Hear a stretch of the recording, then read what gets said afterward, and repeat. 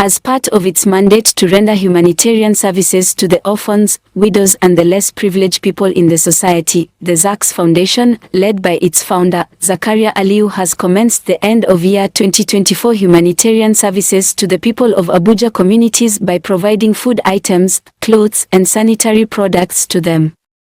While addressing the beneficiaries, the founder said, "This is ZFH doing its outreach, and we are live at your community, and this is a testimony to the fact that we have been here and will continue to come here.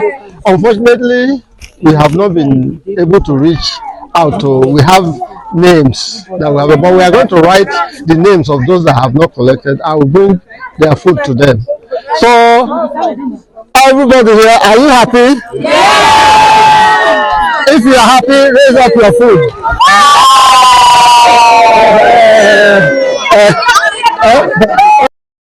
Speaking on the focal point of the foundation and collaboration with the private and government at all levels, Zakaria Aliyu said, "I'm the founder of ZFH, a charitable organization that is involved in the areas of poverty alleviation, health improvement, environmental remediation, and social entrepreneurship training.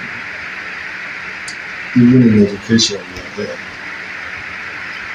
So in all these areas, we have specific programs that have been tailored to address the critical problems. Like poverty alleviation, we have, some of you are probably aware, we have the nutritional assistance program where we distribute food items on a monthly basis to the most vulnerable in our society.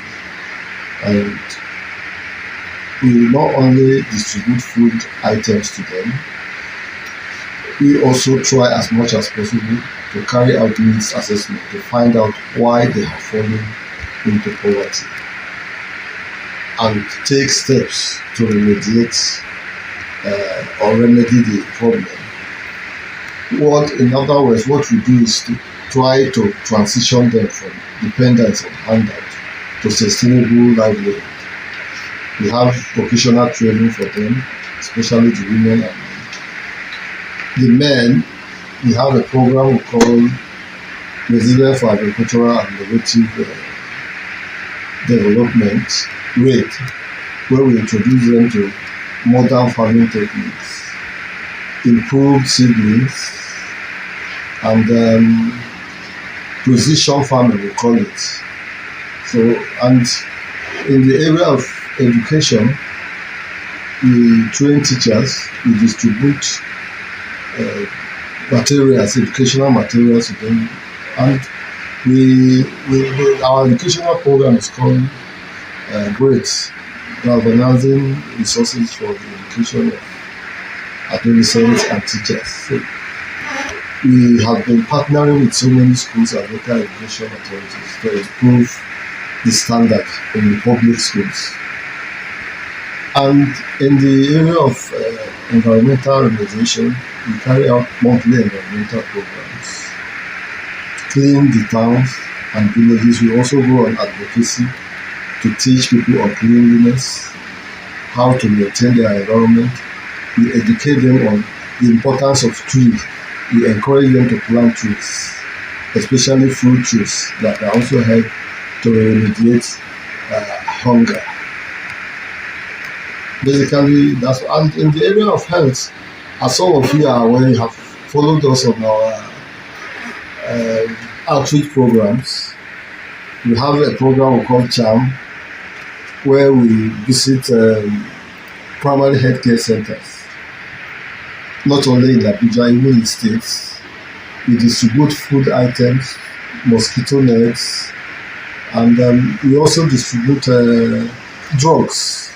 We do on the spot tests for pregnant mothers to check if they have malaria. We distribute drugs to them.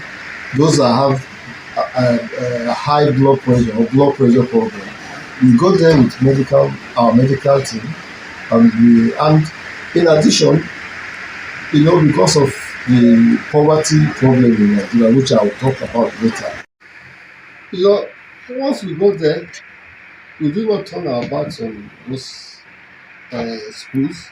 We go back for assessments and things that we noticed that even gave rise to even those trainings and interaction. We discover that they change, and change is gradual. Once you begin to interact with them continuously, they call us on the phone, they ask questions, we direct them on what to do. They are changing. They are changing, and our programs have been very, very impactful. So we have been trying to lead state governments that have not domesticated the laws, so that even at the federal level, it should be strictly enforced. And we are also working with the legislators. The punishment should be much more severe. So talking about the programs that we have, we also have what we call survival support services. And there we counsel them, people that have been victims of sexual, gender-based violence. We counsel them. In circumstances where we can, we arrange with some other organizations to provide safe shelter for them.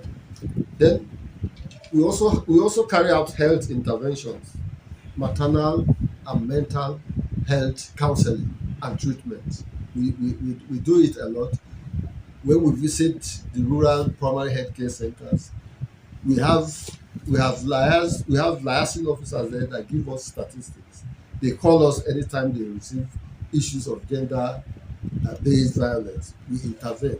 So, and by virtue of my training as a lawyer, first and foremost, I've had instances where I've successfully convicted gender offenses relating to gender-based violence. And we are not resting. We are going to double down to ensure that the incidence is reduced to the barest minimum. And what we also do is we do economic empowerment, which we have been talking about in the rural, because poverty can also lead to gender-based violence. You don't have food. Somebody say, "Come to my house. I have food to give you." The small girl or the woman goes there, and a different thing happens. So what we do, our nutritional assistance program. So what we do is we transition people to sustainable livelihood. What we do is vocational training for women.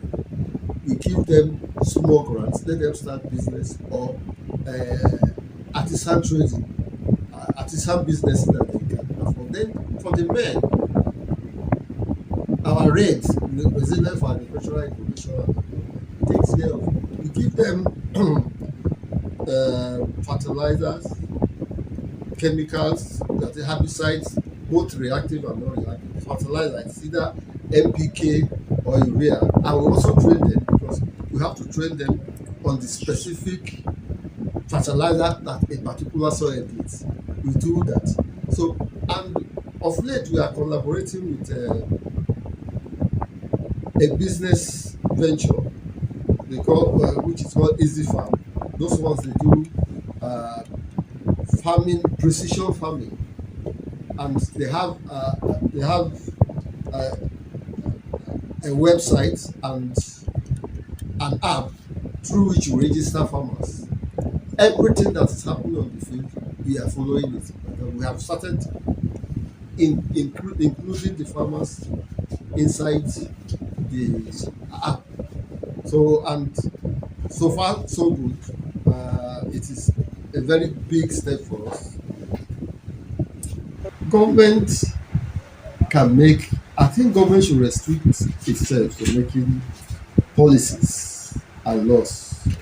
But when you see government getting involved in distribution of what they call palliatives, I mean, in most cases, it becomes political. There is the high risk of diversion of food items. There are NGOs on ground that are already well grounded in this. Why not collaborate with them? And when you discuss with them, you realize that they have a lot of ideas that you can tap from. So I will enjoin government to collaborate with us so that we can lift people out of poverty. And there are so many other social programs that we carry out. We give them ideas on how to do it. So I will also thank all the individuals, well-meaning individuals, organizations that have partnered with us, and we are very much appreciative of us. Violence against women and girls has been part of the program that we see, and I will give you instances. We have had instances where we have had to rescue girls that have been impregnated by their fathers. So we have had a situation where a woman will get pregnant, the husband will chase her out and say, look, I don't want to hear how you are going to deliver. Please just leave this and fine. And in fact, there was a pathetic situation where we had to intervene. We had to take the woman to a hospital, a government hospital, pay the bills, because the woman was pregnant with twins and she needed cesarean section to deliver. The husband also chased her. I mean, it's becoming a trend now. So, and these are forms of sexual or violence against women. You see, when we talk of violence against women, again, it could be sexual, physical, or even psychological. And you see, sexual harassment can also involve cyberbullying, and it can also take the form of forced marriages. I'm sure in Nigeria we are aware of the incidence of forced marriages, and it also involves human trafficking, and most times it is the women and the girls that are affected. It could be either for sexual exploitation or slavery. And you see, these are gender specific issues that I'm talking about. Femicide, female genital mutilation, which in fact by statistics has even increased by about 15% over the past 1 year. People are still practicing female genital mutilation. So, and globally, let me say that over 700, or specifically 736 million women and girls suffer physical and sexual violence. That's globally.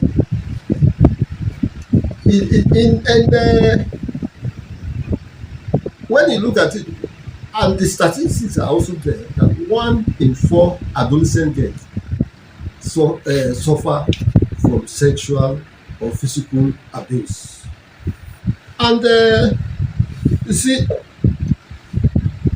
the situation is even worse in the north, east, and northwest, where we have war-like situation. The UN statistics shows clearly that 70% of the women there suffer from sexual, gender-based violence. So we are directly involved in the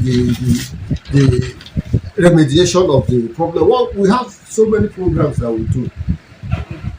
The first one is community sensitization campaign. We go into communities.